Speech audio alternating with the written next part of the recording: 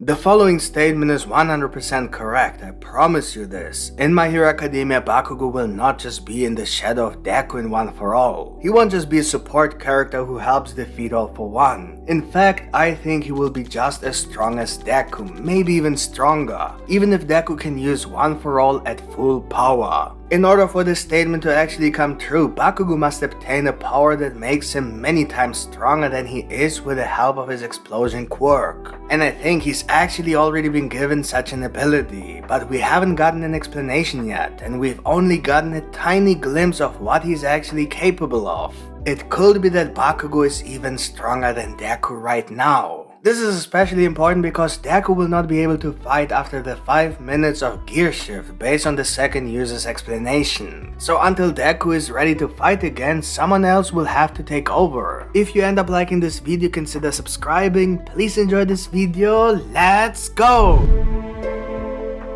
Shortly before he died, something very special happened to Bakugo. His quirk awoke and gave him a secondary ability due to the microcluster explosions around his body. First, he became extremely fast, the speed close to teleportation. But Bakugo in addition somehow made it look like he could perceive time differently because he used this cluster explosion on his eye. However, he was not able to fully use this ability and understand its possibilities because he died the first time he tried to use it. Now that Bakugo's heart and lungs are repaired, someone will most likely heal him completely, maybe Eri. This will not only heal Bakugo but also give him back his full power and then allow him to use his newly awakened ability to its fullest extent.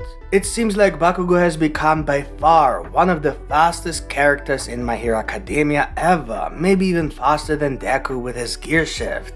If not faster, then he can certainly move at the same speed, or at least close to the same speed. But even if he is slower, it doesn't matter in this context because both are actually so fast that no one with a normal perception could react accordingly anyway. The advantage of high speed at such a short distance in a fight is not comparable with a race where every small difference in speed actually plays a role in who will win the race. To have an advantage, other things are needed such as flexibility, movement and reaction, and of course how long and in which way you can use the ability and how this ability affects the user. And I think that in this respect, Bakugo could have a huge advantage over Deku. For one, Deku can only use gear shift for 5 minutes. It is so dangerous that the second user has forbidden Deku to use it. The reason for this hasn't been specified yet, but it's somehow based on his cells not getting enough oxygen. So Deku will most likely be incapacitated after 5 minutes. However, it seems that Bakugo is not affected by such a restriction and can therefore use his ability to move quickly all the time. That will be a huge advantage. Furthermore, Bakugo does not break any laws of physics or manipulate reality the way Deku does in order to generate this high speed.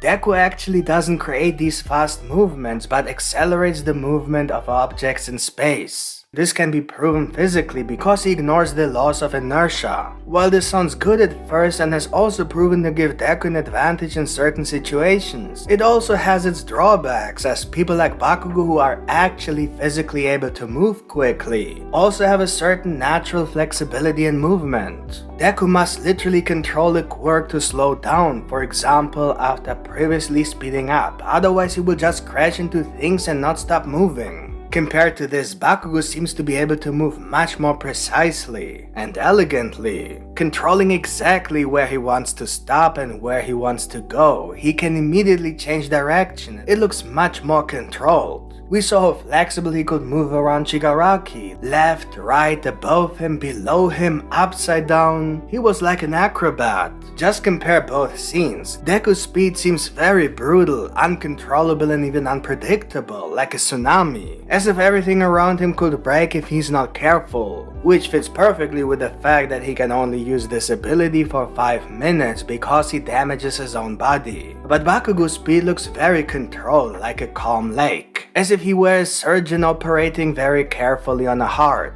And well, Deku is like a Viking smashing a watermelon with a battle axe. Maybe Deku has the advantage when it comes to force in a straight distance, but Bakugo has an advantage when it comes to moving around the environment.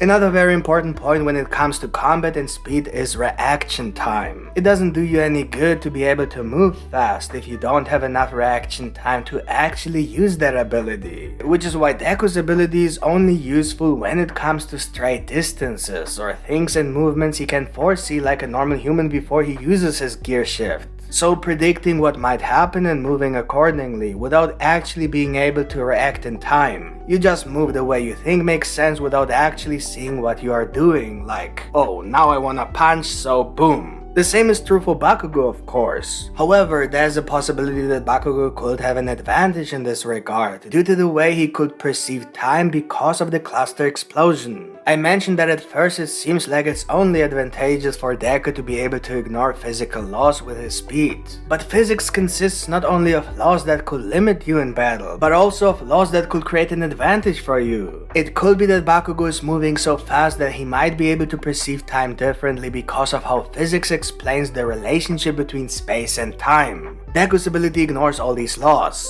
This could become important because of the fact that Bakugo uses his cluster explosion directly on his eye. There's this theoretical physical experiment where, for example, you move in a spaceship at the speed of light for just a few minutes or seconds, and thus perceive time differently than people on Earth. Several years have passed on Earth, although you were only away for a few minutes. This is an actual physical theory. So if you were traveling in a spaceship at the speed of light while you have a surveillance camera from Earth in the spaceship, you will be able to see everything happening live on Earth very quickly, although you are actually the one moving at a higher speed. Sounds paradoxical, but that's how it is, at least theoretically. In My Hero Academia, it was confirmed that Bakugo's cluster drastically increased the speed of Bakugo. Also, we saw that Bakugo used this cluster explosion directly on his eye, almost as if he manifested it on his eye on purpose, and even when he moved, he made sure that his cluster explosion stayed on his eye. So as if it wasn't just there by accident, but for a reason. This cluster explosion on his eye happened exactly when he suddenly started muttering Shigaraki's movements. It has appeared that he has copied Deku's overly analytical behavior. That may even be true, but that doesn't mean he doesn't use an additional ability with his eye and cluster explosion. So if his cluster explosion allowed him to accelerate his body and he manifested it on his eye, how does the theoretical relationship between time and space work in terms of how Bakugo would perceive time if his eye is affected differently than his body in this regard?